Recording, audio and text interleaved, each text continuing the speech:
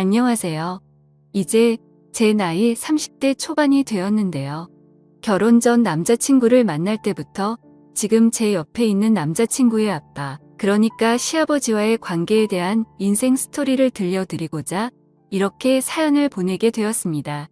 저는 그 당시 20대 후반으로 어느 중견 회사에 취직을 해서 열심히 일을 하고 있었는데 그 회사에 자주 오던 영업사원을 만나게 되었어요. 발주 담당이 저였기 때문에 그 영업사원과 자주 보게 되다 보니 자연스럽게 가까워지기 시작했습니다. 그 영업사원은 저에게 관심 있어 하는 행동과 표현들을 많이 했었고 사귀자는 고백으로 인해 연인 사이가 되었습니다. 남자친구는 저의 이상형도 아니었고 성격도 저와 잘 맞지는 않았지만 그래도 음식 취향과 속궁합이 너무 잘 맞았기 때문에 만남을 유지할 수 있었습니다. 사귄 지 8개월쯤 되었을 무렵 남자친구는 자기 집안 이야기를 해주었어요. 형제가 둘인데 위에는 2살 많은 형이 있고 형은 결혼을 해서 아버지와 함께 아버지 댁에서 살고 있다고 했습니다. 어머니는 췌장암 말기라서 시한부 인생을 사시며 요양원에 계시고 아버지는 바람기가 좀 있으셔서 예쁜 여자들을 좋아하는데 그 중에서도 글래머러스한 예쁜 여자를 특히 좋아하시고 그 예쁜 여자들하고 놀 때는 적당히 돈을 쓰시면서 인생을 즐기며 사신다는 거예요. 그리고 수시로 여자들을 바꾸며 생활하고 그 여자들도 6개월 이상은 절대 안 사귀신다고 하더라고요. 저는 그 얘기를 듣고 놀라서 농담 반 진담 반으로 오빠에게 말했습니다. 오빠, 아버님 너무하신다. 어머님이 병으로 생사를 오가시는데 여자 만나는 걸 즐겨 하신다고? 게다가 그냥 여자도 아니고 가슴이 예쁜 여자라니? 세상에, 그럼 아버님께 인사드리러 가면 나 엄청 이뻐해 주시겠네. 오빠가 나보고 가슴이 정말 예쁘다고 맨날 칭찬해 줬잖아. 이렇게 웃으며 말을 했더니 남자친구는 갑자기 정색하며 단호하게 말하더라고요. 행여나 우리 아버지 앞에서 치마 같은 거 절대 입지 말고 특히 가슴 파인 옷이나 달라붙는 거 조심하도록 해. 알았지? 그러면서 시아버지의 재산에 대해 말을 꺼냈습니다. 아버지가 수십 년 전에 저렴하게 사놨던 논밭들이 관광단지로 개발돼서 땅 시세가 엄청나게 폭등했었거든. 그때 차익을 많이 남기셨고 500억 원대 부동산 갑부가 되신 거지. 현금도 상당히 보유하고 계시는데 문제는 자식들에게는 돈을 너무 아끼신다는 거야. 경제적 지원도 자식들 학비랑 결혼까지만 지원해 주시고 그 이후에는 자식들이 알아서 해야 한다고 아예 돈을 주지 않겠다고 선포하셨어. 저는 남자친구의 말을 듣고 머릿속으로 생각을 했습니다. 저희 집은 너무 가난했기 때문에 남자친구가 썩 마음에 들지 않았지만 남자친구 아버지의 재산에 큰 관심이 생기는 겁니다. 잘만 하면 제 인생도 역전할 수 있겠다는 생각이 제 머릿속을 스쳐 지나갔습니다. 그래서 저는 남자친구와 결혼하기로 마음먹었고 남자친구 아버지에게 무조건 잘 보이기로 했어요. 그리고 시아버지에 대해서 조사해보고 보기로 했습니다. 저는 남자친구 집안 마트 사장님이 아버님의 친구분이시란 얘기를 듣고 그분께 시아버지에 대해 여쭤보러 찾아갔더니 아버님은 힘이 정말 엄청나게 센 사람이라고 하시는 겁니다. 젊을 때는 물론이거니와 지금까지도 하루도 여자들과 보내지 않으면 못 사는 그런 남자라고 소문이 자자하게 났다고 하셨어요. 그러면서 마음에 든 여자에게는 모든 걸 올인할 정도로 열정적이시라며 저를 훔쳐보시면서 이렇게 말했습니다. 그 친구가 딱 좋아하는 스타일이 바로 아가씨 같은 스타일이야 말하면서 적당히 볼륨 그리고 약간 고양이 같은 스타일. 이거 막 농담하는 게 아니라 그냥 그 친구 스타일이 그렇다는 거지. 아가씨 기분 나빴다면 내가 사과하지. 저는 얼굴이 화끈거려서 당황하며 얘기했습니다. 저는 그 집 며느리가 될 사람이에요. 이렇게 말씀을 드리니 웃으시며 저에게 다가와 귓속말로 그러시더라고요. 며느리 하지 말고 그 친구 아직 한창인데 애인이나 되어봐. 아마 자네 인생이 활짝 필거네. 아니 뭐 그냥 흘려들어도 되는 이야기니까 너무 귀담아 듣진 않아도 돼. 내가 그랬다고 말하지는 말고 저는 그 사장님께 좋은 정보 주셔서 감사하다고 인사를 하고 집으로 돌아왔습니다. 저는 그때 반지하방에서 가족들과 같이 살고 있었는데 그 지긋지긋한 가난에서 벗어날 수 있는 기회를 꼭 잡겠다고 각오와 다짐을 했었습니다. 이렇게 저는 예비 시아버지에 대한 조사를 완벽하게 마쳤습니다. 적을 알아야 승리한다는 말이 있듯이 저는 저의 계획대로 시아버지의 며느리가 되었다가 시아버지 옆자리로 가서 재산을 가져야겠다는 생각을 했습니다.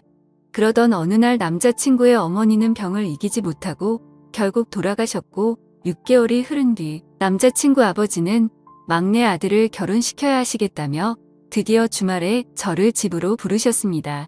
남자친구는 아버지를 만나려면 미리 좀 준비를 하라고 말을 해주었습니다.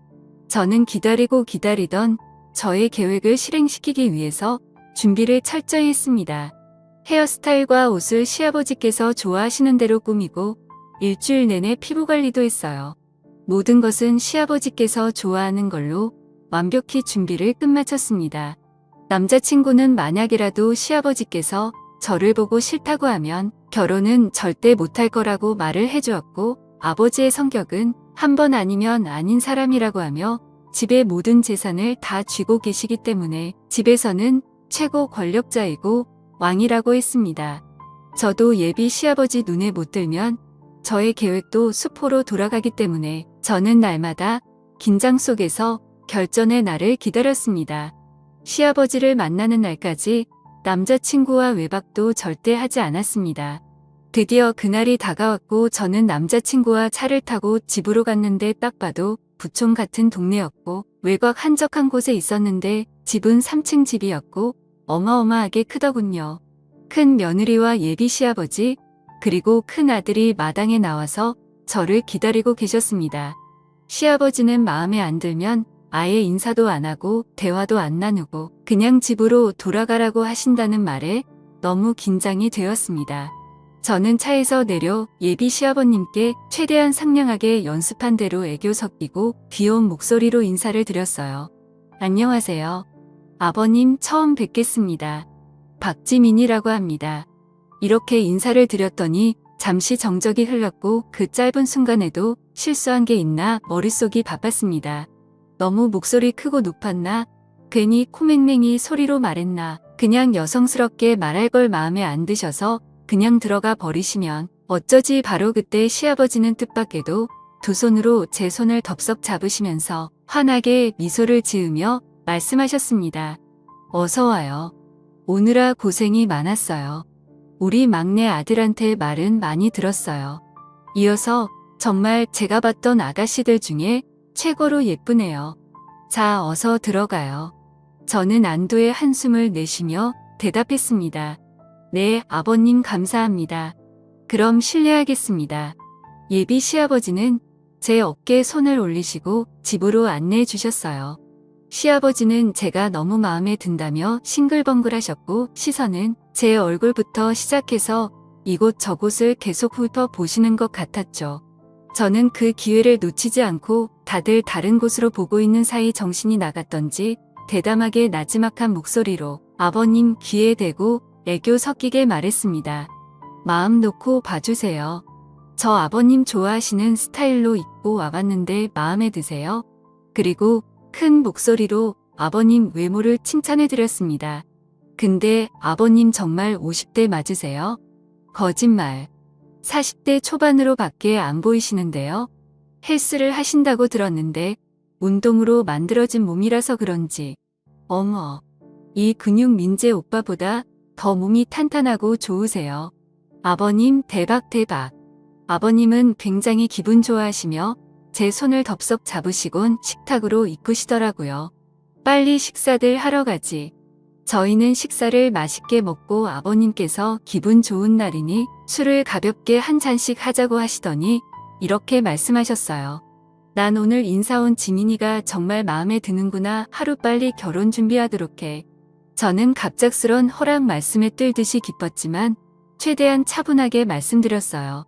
저는 아버님께서 허락 안 해주시면 어쩌나 하고 인사 오기까지 정말 마음 졸였는데 이렇게 결혼하라 해주셔서 감사드려요. 아버님 민재씨도 민재씨지만 아버님을 만난 게 정말 큰 축복인 것 같아요. 제가 정말 잘할게요. 아버님은 저에게 술을 따라주셨고 저는 아버님께서 따라주시는 술에 살짝 취해 가고 있었어요. 저는 첫 만남이라 실수를 안 하기 위해 어느 정도 선까지만 술을 마시고 그 이상은 마시지 않았어요. 아버님은 저와 대화가 잘 된다면서 지금까지 자기가 만난 여자들 중에서 제가 최고라고 해주셨고 다시 한번 우리 식구가 된 걸 환영하고 고맙다고 하며 제 등을 두드려 주시고 앞으로 행복한 일들만 있을 거라고 해주셨습니다. 저는 아버님과 금방 친해졌고 또 가족들과도 가까워진 것 같았습니다. 그로부터 몇 달 뒤 남자친구와 저는 결혼식을 올리게 되었고 저희는 신혼여행을 다녀온 후 시댁에서 함께 살게 되었어요.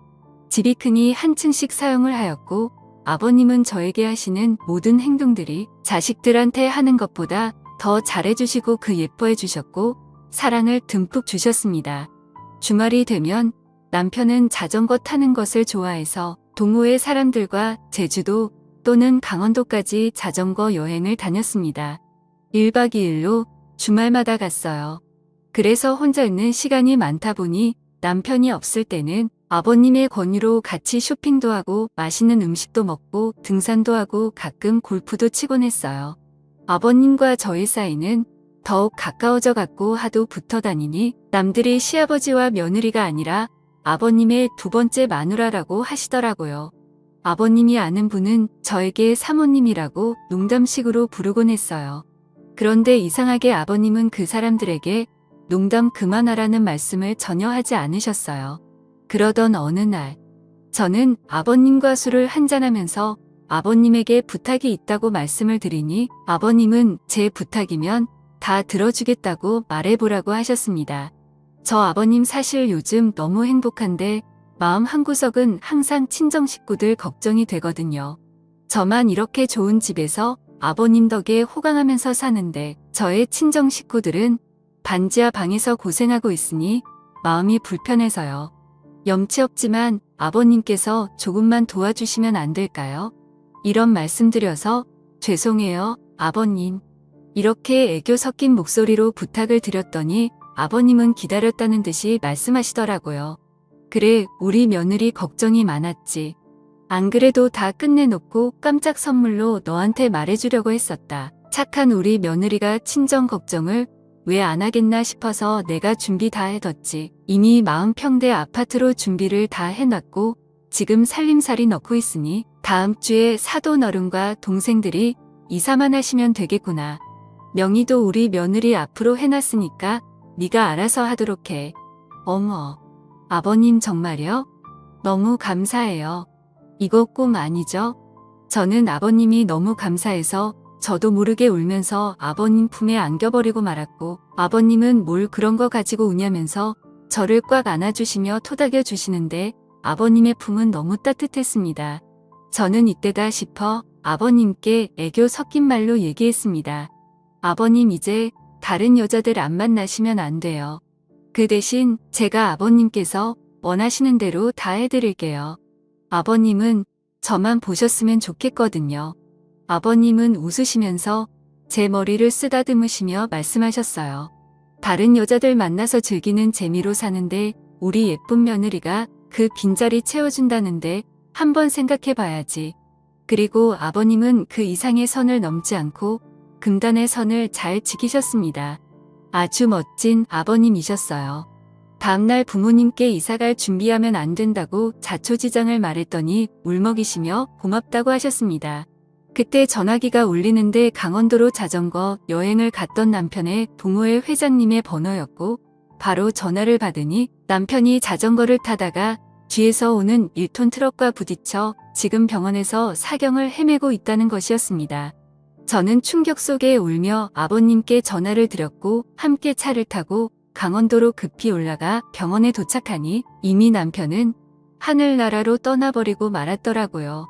결혼한 지 얼마 안 된 신혼인데 너무나 슬펐습니다. 아버님과 저는 죽은 남편을 붙잡고 대성통곡을 하였고 서울로 돌아와 남편의 장례를 치렀습니다. 저는 30대 초반의 젊은 나이에 혼자가 되어버리고 말았습니다. 막상 남편이 너무 일찍 저 세상으로 가버려서인지 저는 이제 어떻게 살아야 할지 막막하더라고요. 그 순간에도 제가 세웠던 계획에 차질이 생기지 않을까 하는 못된 걱정도 들었어요. 아버님께서 갑자기 제가 마음에 안 든다며 집에서 나가라고 하실지도 모르고 빈털터리로 쫓겨날 것 같았습니다. 남편은 가진 돈도 별로 없었기 때문에 당장은 아버님 댁에서 살 수밖에 없었거든요. 그때 아버님은 저를 부르시더니 이렇게 말씀하셨어요. 내 남편은 널 놔두고 하늘로 갔지만 이제부터 내가 너의 남편 역할을 할 테니 이 집을 절대 나가지 말고 여기서 나랑 같이 살도록 하자. 저는 제가 하고 싶었던 말을 아버님께서 말씀해 주셔서 안도하며 그 말씀을 듣자마자 아버님 품에 안기면서 얘기했습니다. 어머, 아버님. 너무 감사해요. 제가 잘할게요. 아버님, 지금 살고 있는 집은 큰아들에게 주고 다른 집이 하나 있으니 그곳에 가서 같이 살자고 했습니다. 그렇게 남편이 죽고 1년이 지난 후에 아버님과 함께 새로운 집으로 이사를 가게 되었죠. 그 집은 지금 살고 있는 집보다 비교가 안 될 정도로 더 크고 웅장한 집이었습니다. 아버님은 이미 저하고 살 수 있도록 저에게 맞게 인테리어와 가구를 해놓으셨더라고요. 저에게 선물로 주는 거라고 하셨고 이 집에서 같이 잘 살아보자고 하셨습니다. 아버님은 남편이 죽고 2년 동안 서로 조심하였고 그냥 며느리와 시아버지 그 이상에서는 절대 넘지를 않았습니다. 그게 하늘로 간 남편에 대한 마지막 예의라고 생각했기 때문입니다. 1년이 조금 지난 어느 날 아버님 술을 한잔하며 앞으로의 계획에 대해 이야기를 하게 되었는데 이런저런 이야기를 하며 술을 한 잔 두 잔 마시다 보니 살짝 취기가 올라왔습니다. 그렇게 저와 아버님은 시아버지와 며느리의 사이를 넘어서 남자와 여자의 그런 사이가 되어버리고 말았습니다. 아버님은 갑자기 저를 쳐다보더니 잠시 정적이 흘렀습니다. 그 침묵 속에서 제가 먼저 속마음을 말씀드렸어요. 아버님을 앞으로 한 남자로 아버님만 바라보고 사랑할 거예요. 이제부터 시아버지 말고 제 남자가 되어주세요. 그래 주실 거죠? 그러자 아버님이 미소 지으시며 말씀하시더라고요. 내가 원했던 게 바로 그거야. 나도 평생 너 하나만을 바라보고 사랑해 줄 거다. 전에 만나던 주변 여자들은 예전에 다 정리했으니까 걱정 말고 나도 이제는 너만 볼 거야. 그럼 저 이제부터 오빠라고 부를래요. 오빠라고 불러드린다고 하니 아버님은 너무나 좋아하시더라고요. 제가 30대 초반이고 오빠는 50대 중반이니 나이 차이는 22살밖에 차이 나지 않으니 딱 좋았어요. 오빠는 저에게 그냥 자기야라고 부르겠다고 하길래 저는 이름을 몇 년간 계속 불렀으니 이제부터 자기야라고 불러달라고 했습니다. 그랬더니 아주 스윗하게 불러주더라고요. 아버님은 50대 나이셨지만 여러 여자들을 만나셨던 이유가 있었더라고요. 자상함과 배려, 그리고 가장 중요한 것까지 모든 부분에서 저를 만족시켜 주셨어요. 그리고 사돈 집 사정이 어려우니 매월 생활비로 300만 원씩 주면 어떻게 있냐고 하더라고요. 저는 오빠에게 성의를 조금만 더 보여달라고 했습니다. 역시나 통이 큰 오빠는 기분이다 알았어 하며 500만 원씩 저희 집에 생활비로 보내겠다고 했어요. 제가 결혼 전 계획했던 대로 시아버지를 내 남자로 만들었고 앞으로 재산도 차지하게 될 것이며 인생 역전을 했습니다. 저는 제 진심을 담아서 오빠에게 사랑한다고 여러 번 말을 했고 오빠 역시 저에게 사랑한다고 수없이 말을 해주었습니다. 남들은 저희들에게 며느리와 시아버지가 붙어 먹었다고 욕을 하시겠지만 이렇게 되어버린 걸 어떻게 하겠어요. 우리 주변에 은근히 이런 일이 정말 많이 벌어질 거라고 저는 생각합니다. 여러분들도 이해해 주시길 바라요. 그리고 다시는 지하 단칸방 삶을 살아가고 싶진 않은 제 마음도 알아주세요. 오빠와 저는 이왕 이렇게 된 거 행복하게 잘 살아볼 테니 욕보다는 응원 말씀 부탁드려요. 제 사연을 읽어주셔서 감사합니다. 오늘의 사연은 여기까지입니다. 구독과 좋아요, 알림 설정 부탁드립니다.